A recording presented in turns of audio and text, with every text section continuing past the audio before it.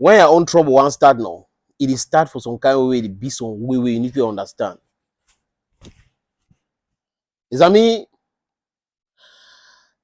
les Ukrainiens reçoivent une très mauvaise nouvelle. Vous savez que dans la tête des Zelensky et des Otaniennes, c'est qu'il y a les armes miracles. Donnez-nous les chars. Les Britanniques ont donné les Challenger. Ça n'a rien fait. Donnez-nous les chars. Les Allemands ont donné les chars Léopard. Tout le monde dit oui, si les Allemands avaient donné, si les Allemands donnent, ça va changer quelque chose. Ça n'a rien changé. Les Américains, oh, on a besoin des chars Abrams. Les Américains ont envoyé les chars Abrams. Ça n'a rien changé. Oh, on a besoin de missiles Scap. Les Britanniques et les Français ont envoyé les missiles Scap. Ça n'a rien changé. Oh, on a besoin de Tauros. Même quand ça va arriver, ça va rien changer, les amis. Oh, on a besoin de drones. Les Britanniques vont envoyer 10 000 drones.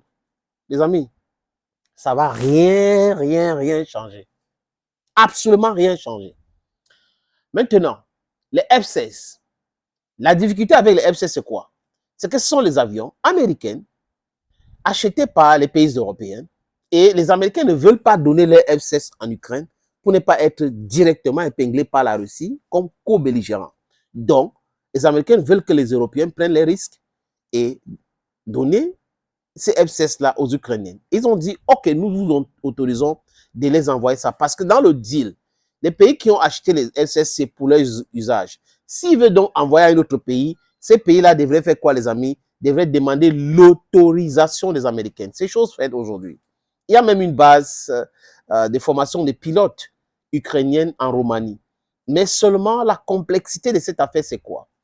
Il y a une barrière de langue. Ça veut dire que les pilotes ukrainiens doivent d'abord apprendre à parler l'anglais.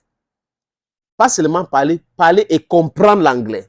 Et on doit les former pour piloter ces avions-là. Et ça prend assez de temps. Et ce n'est pas fini. Il faut les aérodromes pour pouvoir faire décoller les F-16. Parce que si ça décolle dans un pays de l'OTAN pour aller bombarder les positions russes, les Russes ont déjà dit que c'est légitime pour eux d'attaquer là où les F-16 sortent. Et ils vont les attaquer brutalement. Donc les pays de l'OTAN qui ne veulent pas d'une confrontation avec la Russie sont en train de construire les bases militaires pour pouvoir faire décoller les F-16 en Ukraine de façon secrète. Mais seulement, ce qu'ils appellent secret, les Russes dévoilent tous les jours en détruisant cela. Donc, à force de construire que les Russes détruisent avec les missiles, ça rend l'équation d'envoi des F-16 très difficile.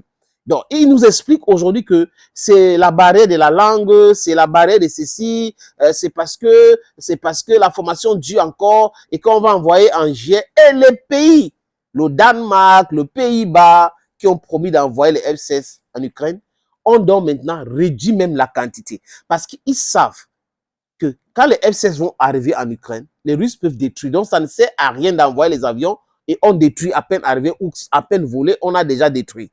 Les Russes aujourd'hui ont déjà recommencé à piloter les avions, les chasse et autres en Ukraine. Donc, les Ukrainiens le disent eux-mêmes. Comprenez donc aujourd'hui que c'est une mauvaise nouvelle du point de vue ukrainien.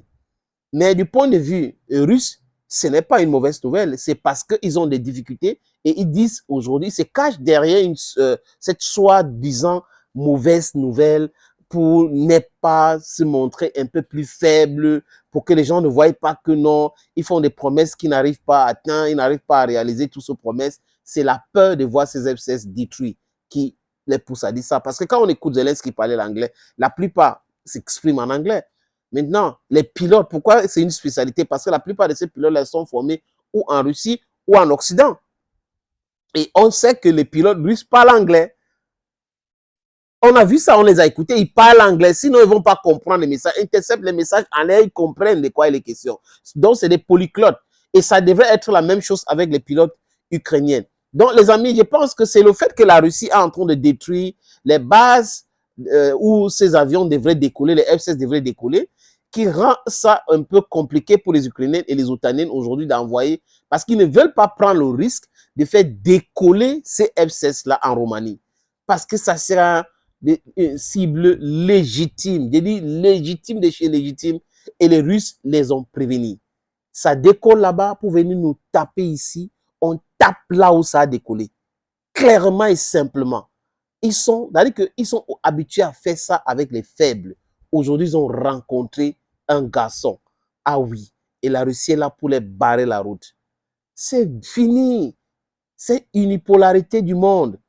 Tout le monde est en train d'aller vers la multipolarité du monde aujourd'hui.